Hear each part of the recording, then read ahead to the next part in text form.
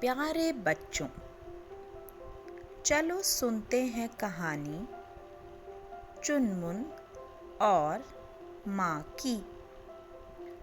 चुनमुन और उसकी माँ एक पेड़ पर घोंसला बनाकर रहती थीं।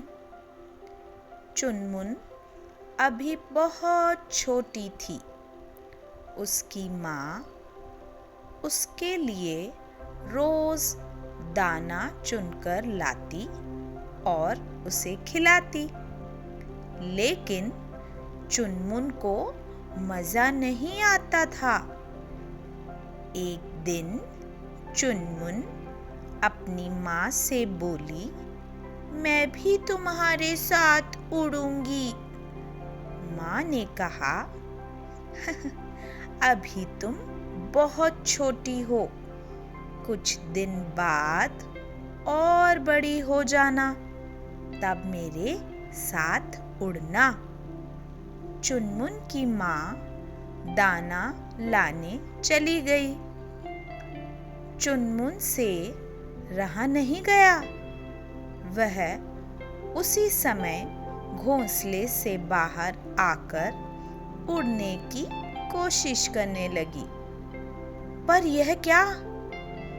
वह तो धड़ाम से गिर पड़ी। फिर भी उसने हिम्मत नहीं हारी। चुनमुन उड़ने की लगातार कोशिश करती रही। धीरे धीरे चुनमुन उड़ने लगी।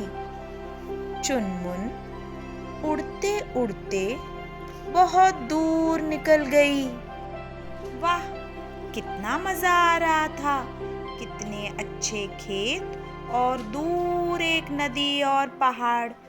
अचानक चुनमुन को याद आया कि माँ ने उसके लिए घोंसले में खीर लाकर रखी है। वैसे भी वह थक रही थी। वह अपने घोंसले में लौटी तो खीर गायब। चुनमुन ने सोचा, शायद बात न मानने के कारण माँ ने सारी खीर खा ली है। अब क्या कहती, अपनी गलती पर चुपचाप रही। तभी चुनमुन की माँ वापस लौटी। उसने कहा, चुनमुन, तुमने खीर खा ली, कैसी लगी? चुनमुन बोली, माँ, मैंने तो खीर नहीं खाई। माँ बोली, ज़रूर, यहाँ से तुम कहीं चली गई होंगी। चुनमुन ने सिर झुका लिया।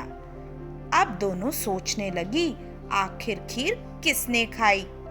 तभी उनकी नज़र सामने पेड़ की डाल पर बैठे रामू कौवे पर पड़ी। उसकी चोंच में खीर लगी हुई थी।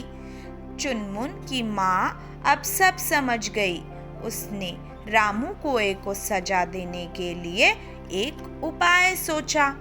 अगले दिन चुनमुन की माँ फिर से किसी और घर से खीर ले आई।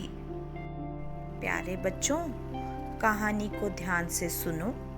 कहानी में क्या हो रहा है, कौन क्या कर रहा है, अंत में मैं आपसे कुछ सवाल भी पूछूंगी।